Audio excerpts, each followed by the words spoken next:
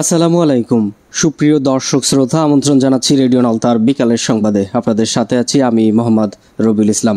প্রথমেই জানিয়ে দিচ্ছি সংবাদ শিরোনাম। হযরত শাহজালাল আন্তর্জাতিক বিমানবন্দরের কার্গো ভিলেজে অগ্নিকাণ্ডের ঘটনা তদন্তের জন্য তুরস্কের ৮ সদস্যের একটি বিশেষজ্ঞ দল ঢাকায় এসেছে। বাংলাদেশ অভ্যন্তরীণ নৌ পরিবহন কর্তৃপক্ষের বিআইডব্লিউটিসি চেয়ারম্যান মোহাম্মদ সলিমুল্লাহর পদত্যাগ দাবি করে বিক্ষোভ করছেন প্রতিষ্ঠানটির একদল শ্রমিক ও কর্মচারীরা। কালীগঞ্জে প্রশাসনের ভ্রাম্যমাণ আদালতে বাল্যবিবাহ বন্ধ, ৬০,০০০ টাকা জরিমানা আদায়। আশাশুনির বেশিরভাগ ঘেরের ভেড়িতে সবজি চাষ করে স্বাবলম্বী হচ্ছেন কৃষকরা। ফেব্রুয়ারির নির্বাচন বানচাল করতে স্বৈরাচারের পেতাত্তারা তৎপরতা চালিয়ে যাচ্ছেন বলে অভিযোগ তুলেছেন বিএনপি চেয়ারপারসনের উপদেষ্টা জয়নুল আবেদিন ফারুক। নতুন আইনে বন্য প্রাণী হত্যার অপরাধের মামলায় জামিনের সুযোগ থাকছে না বলে জানিয়েছেন পরিবেশ, বন ও জলবায়ু পরিবর্তন ও পানি সম্পদ মন্ত্রণালয়ের উপদেষ্টা সৈয়দ রেজওয়ানা হাসান। আবারও যুক্তরাষ্ট্রের প্রেসিডেন্ট নির্বাচনে লড়ার ইঙ্গিত দিলেন সাবেক ভাইস প্রেসিডেন্ট কমলা হ্যারিস। থাইল্যান্ড কম্বোডিয়া ঐতিহাসিক শান্তি চুক্তির সাক্ষ্য হলেন মার্কিন প্রেসিডেন্ট ডোনাল্ড ট্রাম্প। মিরপুরের ধুলো উড়িয়ে এখন চট্টগ্রামের সাগরিকায় ক্যারিবীয়দের মুখে হাসি। হয়টা সেড়িয়ে রোহিত শর্মার সেঞ্চুরিতে ভারতের জয়। ইপিএলে লিভারপুলের হার, জয় পেয়েছে ম্যানচেস্টার ইউনাইটেড। এতক্ষণ সংবাদ শিরোনাম শুনলেন, এবারে বিস্তারিত সংবাদ। শুরুতে জানিয়ে দিচ্ছি জাতীয় সংবাদ।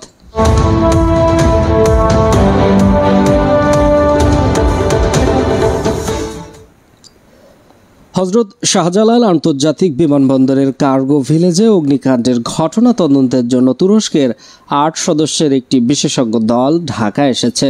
বিশেষজ্ঞ দলটি আজ ভোর ৫:১০ ঢাকায় অবতরণ করেন এবং প্রথম দিনেই স্বরাষ্ট্র মন্ত্রণালয়ের সিনিয়র সচিব নাসিমুল গনির সঙ্গে প্রায় ঘণ্টাব্যাপী বৈঠক করেন। বেলা 11:30টার দিকে সচিবালয় থেকে বেরিয়ে যান। স্বরাষ্ট্র মন্ত্রণালয়ের একটি বিশ্বস্ত সূত্রে এই তথ্য জানা গেছে। তুরস্কের বিশেষজ্ঞ দলটি বিমানবন্দরে আগুন লাগার ঘটনাস্থল পরিদর্শন করবেন এবং আগুন লাগার কারণ ও বিভিন্ন বিষয়ে তারা মতামত দেবেন। এদিকে বাংলাদেশের অভ্যন্তরীণ নৌ পরিবহন কর্তৃপক্ষের বিআইডব্লিউটিসি চেয়ারম্যান মোহাম্মদ সলিমুল্লাহর পদত্যাগ দাবি করে বিক্ষোভ করেছেন প্রতিষ্ঠানটির একদল শ্রমিক ও কর্মচারীরা। সকালে বাংলা মোটরে তার অফিসে তালা মেরে বিক্ষোভ শুরু করেন তারা। শ্রমিকদের অভিযোগ, বিগত আওয়ামী লীগ সরকারের সুবিধাভোগী কর্মকর্তা মানসুর আহমেদকে আবারও প্রতিষ্ঠানটির চিফ পার্সোনাল ম্যানেজার সিপিএম হিসেবে বসানোর চেষ্টা করেছেন তিনি। মানসুরা সিপিএম থাকাকালীন বিএনপি সমর্থিত শ্রমিক কর্মচারীদের পদোন্নতি আটকাতে রাখতেন বলেও অভিযোগ করা হয়। এ সময় বর্তমান সিপিএম ফজলে রাব্বিকে কর্মচারী বান্ধব আখ্যা দিয়ে তার বদলির আদেশও বাতিলের দাবি জানায় আন্দোলনরত শ্রমিক কর্মচারীরা।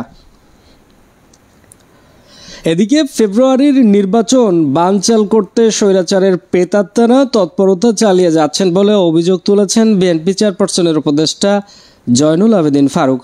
আজ বিএনপির প্রতিষ্ঠাতা জিয়াউর রহমানের সমাধিতে জাতীয়তাবাদী সৃজনশীল প্রকাশনা পরিষদ নেতৃত্ববৃন্দকে সঙ্গে নিয়ে শ্রদ্ধা জানান তিনি। পরে সাংবাদিকদের বলেন, অন্তর্বর্তীকালীন সরকার 2026-এর ফেব্রুয়ারিতে নির্বাচন আয়োজনের সকল প্রচেষ্টা চালিয়ে যাচ্ছেন। অর্থবহ নির্বাচনের জন্য সরকারের কার্যক্রমকে সফল করতে হবে। বিএনপি চেয়ারপারসনের এই উপদেষ্টা দেশটির প্রতিটি প্রান্তে নির্বাচনের ব্যাপারে সচেতনতা তৈরি করতে দলের সর্বস্তরের নেতাকর্মীদের প্রতি আহ্বান জানান। নতুন আইনে বন্যপ্রাণী হত্যার অপরাধের মামলায় জামিনের সুযোগ থাকছে না বলে জানিয়েছেন পরিবেশ, বন ও জলবায়ু পরিবর্তন এবং পানি সম্পদ মন্ত্রণালয়ের উপদেষ্টা সৈয়দ রেজওয়ানা হাসান। সকালে রাজধানীর আগারগাঁওয়ে বন ভবনে আন্তর্জাতিক মিঠা পানির ডলফিন দিবসের আলোচনায় এই কথা জানান তিনি। পরিবেশ উপদেষ্টা আরও বলেন, বন্যপ্রাণী হত্যা মামলায় জামিনের সুযোগ থাকছে না নতুন আইনে। মেছো বিড়ালকে শুধু মেছো বাঘ বলি, অযথাই ইনোসেন্ট এই প্রাণীকে মেরে ফেলি, এমনকি ভিডিও রেকর্ড করেও নেটে ছেড়ে দিই। আমাদের আচরণগত পরিবর্তন আনতে হবে।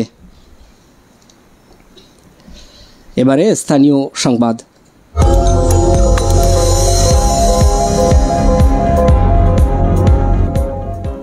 কালীগঞ্জে প্রশাসনের ভ্রাম্যমাণ আদালতে বাল্যবিবাহ বন্ধ, 60,000 টাকা জরিমানা আদায়। এ বিষয়ে আরো বিস্তারিত জানাচ্ছেন কালীগঞ্জ থেকে সুকুমার দাস বাচ্চু। সাতক্ষীরা জেলার কালীগঞ্জ উপজেলা প্রশাসন দ্রুত ও কার্যকরী পদক্ষেপে একটি বাল্যবিবাহ বন্ধ হয়েছে। শনিবার বিকালে কালীগঞ্জ উপজেলার চাম্পাফুল ইউনিয়নের উজুলপুর এলাকায় অভিযান পরিচালনা করে ভ্রাম্যমাণ আদালতের মাধ্যমে বাল্যবিবাহটি বন্ধ করেন উপজেলা সহকারী কমিশনার ভূমি এক্সিকিউটিভ ম্যাজিস্ট্রেট মোহাম্মদ মইনুল ইসলাম খান। অভিযোগে জানা গেছে, উজুলপুর গ্রামের মনিরুল ইসলাম সর্দারের কন্যা হুমায়রা আঞ্জু মনিরা বয়স 13 এর সঙ্গে যশোর জেলার কেশবপুর উপজেলার রোজকাটি গ্রামে রফিকুল ইসলামের ছেলে আব্দুল্লাহ আল রাফি বয়স 19-এর বিয়ে সম্পাদনের প্রস্তুতি চলছিল। বিষয়টি গোপন সংবাদে জানতে পেরে এক্সিকিউটিভ ম্যাজিস্ট্রেট মইনুল ইসলাম খান তাৎক্ষণিকভাবে কালীগঞ্জ থানা পুলিশ ফোর্স সহ ঘটনাস্থলে উপস্থিত হন এবং ভ্রাম্যমাণ আদালত পরিচালনা করে বাল্যবিবাহটি বন্ধ করেন। ভ্রাম্যমাণ আদালতে বাল্যবিবাহ নিরোধ আইন 2017 এর 9 ধারায় আওতায় কন্যা পক্ষকে 20,000 টাকা এবং বর পক্ষকে 40,000 টাকা, উভয় পক্ষের কাছ থেকে 60,000 টাকা জরিমানা আদায় করেন। কালীগঞ্জ থেকে সুকুমার দাস বাচ্চু, রেডিও নলতা। এদিকে শ্যামনগরে জামাতের মিডিয়া কর্মীদের নিয়ে এক সভা অনুষ্ঠিত হয়েছে। এ বিষয়ে আরো বিস্তারিত জানাচ্ছেন আমাদের শ্যামনগর প্রতিনিধি রণজিৎ বর্মন। শ্যামনগর উপজেলায় জামাতের ভোট কেন্দ্র ভিত্তিক মিডিয়া কর্মী সম্মেলন অনুষ্ঠিত হয়েছে। শনিবার শ্যামনগর সরকারি মহাসিন কলেজের হলরুমে কর্মী সম্মেলন অনুষ্ঠিত হয়। উপজেলা জামাতের মিডিয়া সেন্টারের পরিচালক মাওলানা অধ্যাপক আব্দুল হামিদের সভাপতিত্বে এবং মোহাম্মদ মমিনুর রহমানের সঞ্চালনায় প্রধান অতিথির বক্তব্য রাখেন সাতক্ষীরা 4 আসনের সাবেক সংসদ সদস্য গাজী নজরুল ইসলাম। বিশেষ অতিথির বক্তব্য রাখেন উপজেলা জামাতের আমির মাওলানা আব্দুর রহমান, উপজেলা জামাতের সেক্রেটারি মাওলানা গোলাম মোস্তফা, জামাত মনোনীত উপজেলা ভাইস চেয়ারম্যান পদপ্রার্থী মাওলানা মঈনুদ্দিন মাহমুদ, উপজেলা জামাতের সহকারী সেক্রেটারি মাওলানা মহসিন আলম, মিডিয়া কর্মীবৃন্দ প্রমুখ। শ্যামনগর থেকে রণজিৎ বর্মন, রেডিও নলতা। আশাশুনির বেশিরভাগ ঘেরের ভেড়িতে এখন সবজি চাষ করে স্বাবলম্বী হচ্ছেন স্থানীয় কৃষকরা। এ বিষয়ে আরো বিস্তারিত জানাচ্ছেন আশাশুনি থেকে জিএম মুজিবুর রহমান। আশাশুনি উপজেলার খাজরায় ঘেরের আইলে বাঁধে সবজি চাষ করে চাষিরা লাভবান হচ্ছে। নতুন অনেকে উদ্যোগ নিলেও প্রাকৃতিক বিপর্যয় আর পরিকল্পনার অভাবে কেউ সফলতার মুখ দেখেনি। তবে চাষি আমিরুল ইসলাম আইলে সবজি চাষ করে সফল হয়েছেন। ঘেরের আইলে সবজি চাষ করে খাজরা ইউনিয়নের খালিয়া গ্রামের কৃষক আমিরুল ধান ও মাছের পাশাপাশি সবজি চাষ করে অতিরিক্ত অর্থ উপার্জনের সুযোগ পাচ্ছেন। খালিয়া গ্রামে আমিরুল ইসলাম মৎস্য ঘেরে গিয়ে দেখা যায় 8 বিঘা জমির উপর তার মৎস্য ঘেরের রয়েছে। ঘেরের চারপাশে বড় বাঁধ দিয়ে বিভিন্ন ধরনের সবজি চাষ করেছেন। ধান ও মাছ চাষের পাশাপাশি সবজি চাষ করে অধিক লাভবান হচ্ছে। ঘেরের আইলে মাছা পদ্ধতি ব্যবহার করে লাউ, সিম, বরবটি, ঢেঁড়স, ধুন্দল, শশা সহ অনেক সবজি চাষ করা হয়েছে। ক্ষেতের আইল থেকে লাউ, ঝিঙে, ধুন্দল সংগ্রহ করে বাজারজাত করার জন্য ব্যস্ত সময় পার করছেন কৃষক আমিরুল। এ কাজে তার পরিবারের সদস্যরা সহযোগিতা করছেন। বর্তমানে বাজার সবজির ভালো দাম পেয়ে খুশি আমিরুল ইসলাম। আশাশুনি থেকে জিএম মুজিবুর রহমান, রেডিও নলতা। কালীগঞ্জে ইয়োনো অনুজা মণ্ডলের মানবিক উদ্যোগে তারালি মোড়ে সড়ক সংস্কার। এ বিষয়ে আরো বিস্তারিত জানাচ্ছেন কালীগঞ্জ থেকে সুকুমার দাস বাচ্চু। সাতক্ষীরা কালীগঞ্জ উপজেলার কাকশিয়ালী ব্রিজ সংলগ্ন তারালি মোড় দীর্ঘদিন ধরে স্থানীয় জনগণ ও অসুস্থ রোগীদের চলাচলে চরম দুর্ভোগ পোহাচ্ছিল এবং এই রাস্তা দিয়ে ব্যাপক সমস্যার সৃষ্টি হচ্ছিল। অবশেষে সেই দুর্ভোগ লাঘবে উপজেলার নির্বাহী কর্মকর্তা নিজ উদ্যোগে এগিয়ে এলেন। কালীগঞ্জ উপজেলার নির্বাহী কর্মকর্তা অনুজা মণ্ডল শনিবার সকাল 10টার দিকে উপজেলা পরিষদের অর্থায়নে এবং উপজেলা নির্বাহী কর্মকর্তার সার্বিক তত্ত্বাবধানে এই রাস্তাটির ক্ষতিগ্রস্ত এলাকা সংস্কার কাজ সম্পন্ন করেন। এতে বহুদিনের ভাঙাচোরা রাস্তা সাময়িকভাবে চলাচলের যোগ্য হয়ে উঠেছে, ফলে স্থানীয়দের মাঝে স্বস্তি ফিরে এসেছে। কালীগঞ্জ থেকে সুকুমার বাচ্চু, রেডিও নল। এদিকে সাতক্ষীরা জেলার ভোমরা ইউনিয়নের শাখরা বাজারের চালপট্টিগুলোর একেবারে বেহাল দশা। এ বিষয়ে আরো বিস্তারিত জানাচ্ছেন ভোমরা থেকে আসাদুল হক। শাখরা বাজার গ্রোথ সেন্টারের শেডগুলি নষ্ট, সংস্কারের দাবি বাজার ব্যবসায়ীদের। বাজার ব্যবসায়ী মোহাম্মদ সুজাদ আলী, গোলামবাড়ি, নূর ইসলাম, মানিক হোসেন, বেল্লাল হোসেন সহ অনেকে জানান, শাখরা বাজারের মৎস্য শেড, গোশপট্টি শেড, চাউলপট্টি শেড ও মশলা শেডগুলি গত আমপানের ঝড়ে নষ্ট হয়ে যায়। দীর্ঘদিন যাবৎ এই শেডগুলি সংস্কারের অভাবে পড়ে আছে। ঊর্ধ্বতন কর্তৃপক্ষকে অব্যাহতি করলেও কোনো ফলাফল আসেনি। বাজার ব্যবসায়ীরা শেডের নিচে বসে ব্যবসা করতে অসুবিধা হচ্ছে।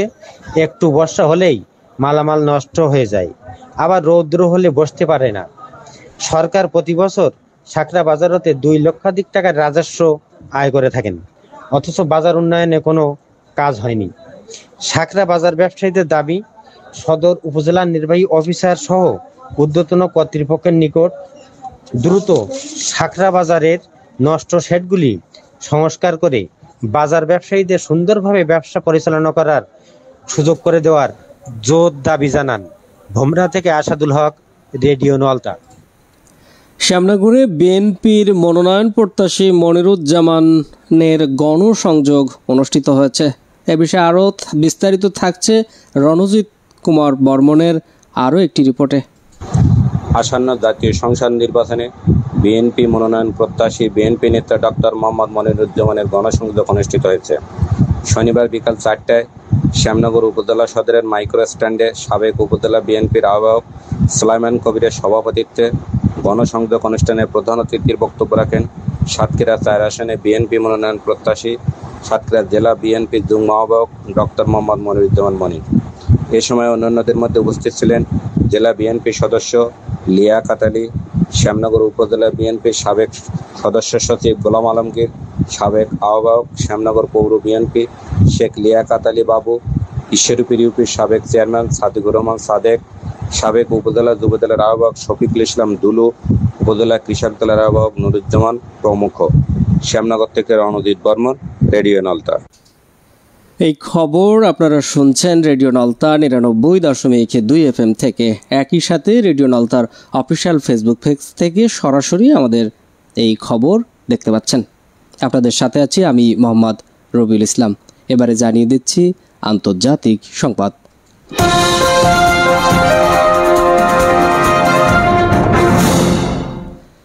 আবারও যুক্তরাষ্ট্রের প্রেসিডেন্ট নির্বাচনে লড়ার ইঙ্গিত দিলেন সাবেক ভাইস প্রেসিডেন্ট কমলা হ্যারিস।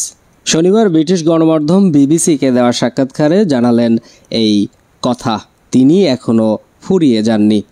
ট্রাম্পের কাছে পরাজিত এই রাজনীতিবিদ বলেন, এখনও রাজনীতিতে নিজের ভবিষ্যৎ দেখতে পান তিনি। এদিন প্রেসিডেন্ট হবার এমন আশাবাদও জানান তিনি। সম্প্রতি প্রকাশিত হয়েছে কমলা হ্যারিসের নতুন বই 107 ডেজ। আত্মজীবনীমূলক লেখায় প্রেসিডেন্ট ডোনাল্ড ট্রাম্পকে স্বৈরাচারী আখ্যা দেন তিনি। এদিকে সীমান্ত বিরোধ মেটাতে দক্ষিণ পূর্ব এশিয়ার 2 দেশ থাইল্যান্ড ও কম্বোডিয়ার মধ্যে ঐতিহাসিক শান্তি চুক্তি স্বাক্ষরিত হয়েছে। চুক্তির সাক্ষী হিসেবে উপস্থিত ছিলেন মার্কিন প্রেসিডেন্ট ডোনাল্ড ট্রাম্প। আজ স্বাক্ষরিত এই চুক্তিতে ট্রাম্প ঐতিহাসিক ও শান্তির নতুন দিগন্ত বলে আখ্যা দেন। মালয়েশিয়ার রাজধানী কুয়ালালামপুরের চুক্তিটি স্বাক্ষরিত হয়। সেখানে মার্কিন প্রেসিডেন্ট ডোনাল্ড ট্রাম্প বর্তমানে 1 সপ্তাহের এশিয়া সফরে রয়েছেন। তার সফরসূচিতে মালয়েশিয়ার সঙ্গে রয়েছে জাপান ও দক্ষিণ কোরিয়া। এদিকে পাকিস্তানের প্রতিরক্ষা মন্ত্রী খোয়াজা মোহাম্মদ আসিফ যুদ্ধের হুমকি দিয়ে বলেছেন, ইস্তাম্বুলে চলমান শান্তি আলোচনা ব্যর্থ হলে আফগানিস্তানের সঙ্গে খোলা যুদ্ধ হতে পারে। তবে তিনি আশাবাদী যে আফগানিস্তান শান্তি চায়। শনিবার থেকে তুরস্কের ইস্তাম্বুলে শুরু হওয়া এই বৈঠকে প্রাণঘাতী সীমান্ত সংঘর্ষের পর সম্প্রতি দুই দেশ যুদ্ধবিরতিতে সম্মত হয়েছিল। এই আলোচনার উদ্দেশ্য হল দোহা চুক্তির আওতায় যুদ্ধবিরতি দীর্ঘমেয়াদী কার্যকর রাখার একটি স্থায়ী প্রক্রিয়ার নির্ধারণ করা। খাজা আসিফ আরও জানান, গত 4 থেকে 5 দিন ধরে কোনো সংঘর্ষের ঘটনা ঘটেনি এবং উভয় পক্ষই যুদ্ধবিরতি মেনে চলছে। তিনি আরও বলেন, আমাদের সামনে দুটি পথ, চুক্তি না হলে খোলা যুদ্ধ। তবে আমি দেখছি আফগানিস্তান শান্তি চাইছে। এবারে খেলার খবর।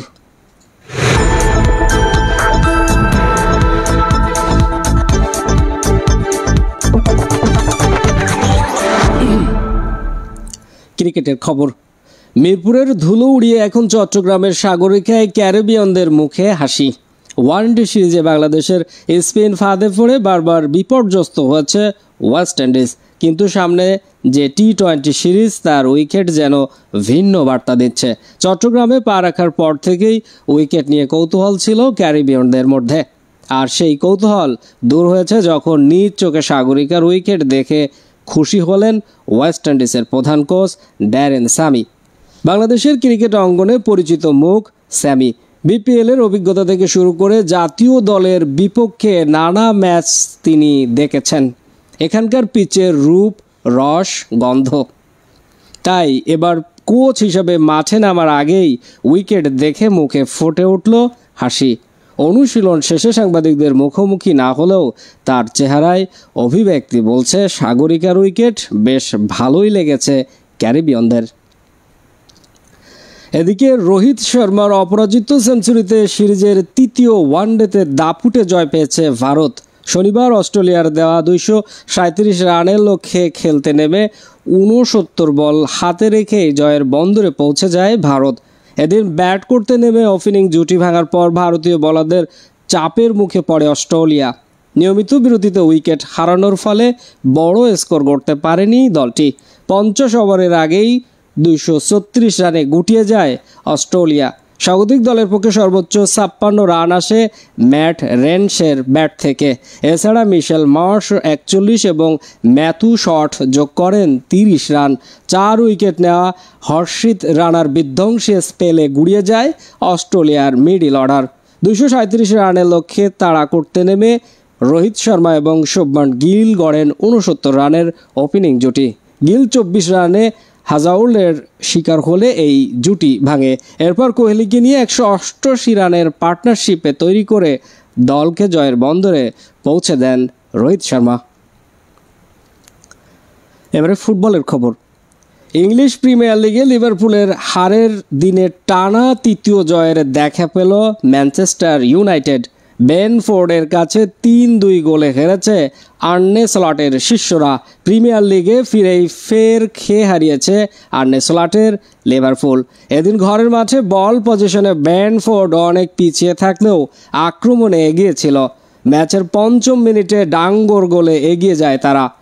প্রথমার্ধের নির্ধারিত সময়ের শেষ মিনিটে ব্যবধান দ্বিগুণ করে স্বাগতিকরা। এবার স্কোর শিটে নাম লেখান শ্যাডা। শেষ করছি রেডিও নলতার বিকালের সংবাদ। যাওয়ার আগে জানিয়ে দিচ্ছি সংবাদ শিরোনামগুলো আরও একবার।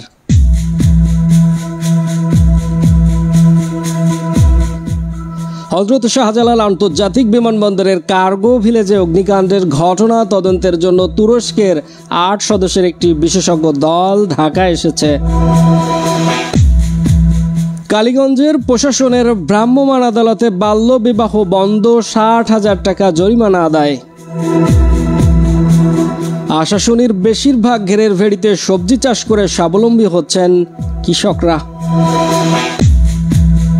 ফেব্রুয়ারি নির্বাচন বানচাল করতে স্বৈরাচারের পেতাত্তারা তৎপরতা চালিয়ে যাচ্ছেন বলে অভিযোগ তুলেছেন বিএনপি চেয়ারপারসনের উপদেষ্টা জয়নুল আবেদিন ফারুক। নতুন আইনে বন্য প্রাণী হত্যার অপরাধের মামলায় জামিনের কোনো সুযোগ থাকছে না বলে জানিয়েছে পরিবেশ, বন ও জলবায়ু পরিবর্তন এবং পানি সম্পদ মন্ত্রণালয়ের উপদেষ্টা সৈয়দ রেজওয়ানা হাসান। আবারও যুক্তরাষ্ট্রের প্রেসিডেন্ট নির্বাচনে লড়ার ইঙ্গিত দিলেন সাবেক ভাইস প্রেসিডেন্ট কমলা হ্যারিস। থাইল্যান্ড কম্বোডিয়া ঐতিহাসিক শান্তির চুক্তির সাক্ষী হলেন মার্কিন প্রেসিডেন্ট ডোনাল্ড ট্রাম্প। মিরপুরের ধুলে উড়িয়ে এখন চট্টগ্রামের সাগরিকায় ক্যারিবীয়নদের মুখে হাসি। হোয়াইট এড়িয়ে রোহিতের সেঞ্চুরিতে ভারতের জয়। এবং এপিএলে লিভারপুলের হার, জয় পেয়েছে ম্যানচেস্টার ইউনাইটেড।